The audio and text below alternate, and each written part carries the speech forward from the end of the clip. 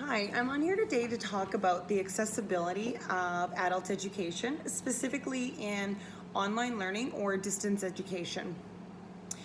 The great part is with having online learning or access through digital factors where you're not constrained by four walls, it does allow people to be able to access it at their own pace, when it's convenient for them for timing, whether they're a night shift worker or they have to wait till their children go to bed.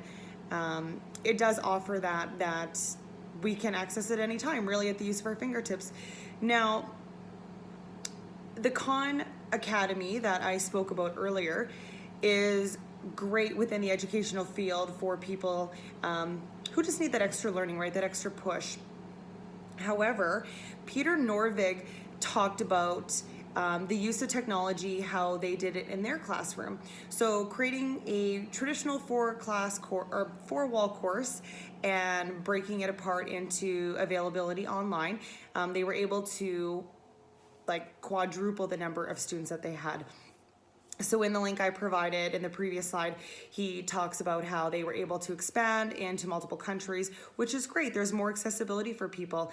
The thing that I really did like what he said was, rather than having a 10-minute lesson that is closed-ended questions, so you have to get the right answer to move on, they switched their philosophy of the way that they think that people learn is by creating open-ended questions for more critical thinking, as well as really shortening those segments. So 2 minutes. People's attention span, you need about 2 minutes to hear the problem, see the problem, and now really think about it before you answer it.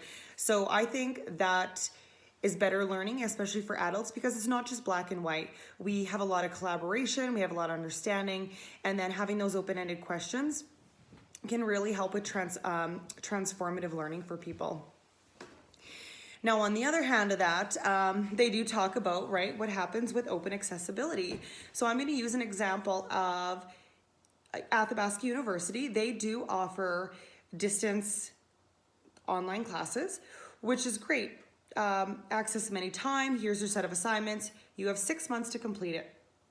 That's great if a person has a busy schedule.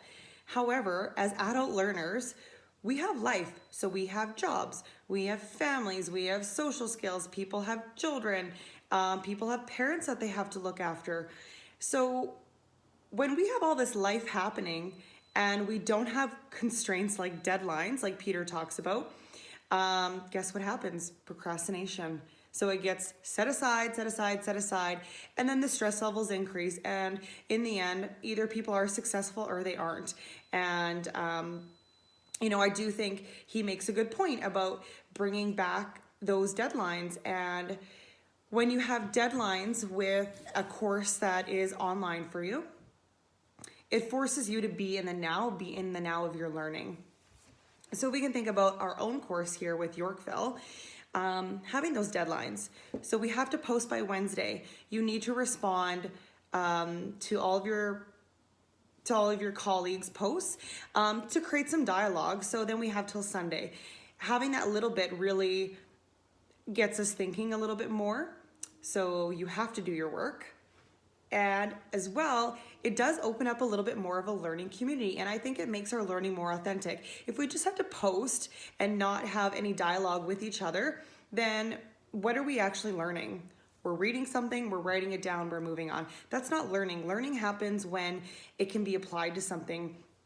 So especially for a lot of the courses, if there's questions about what are learning communities, okay? So thinking back into your workplace, where do you build a learning community? Where is that knowledge network happening?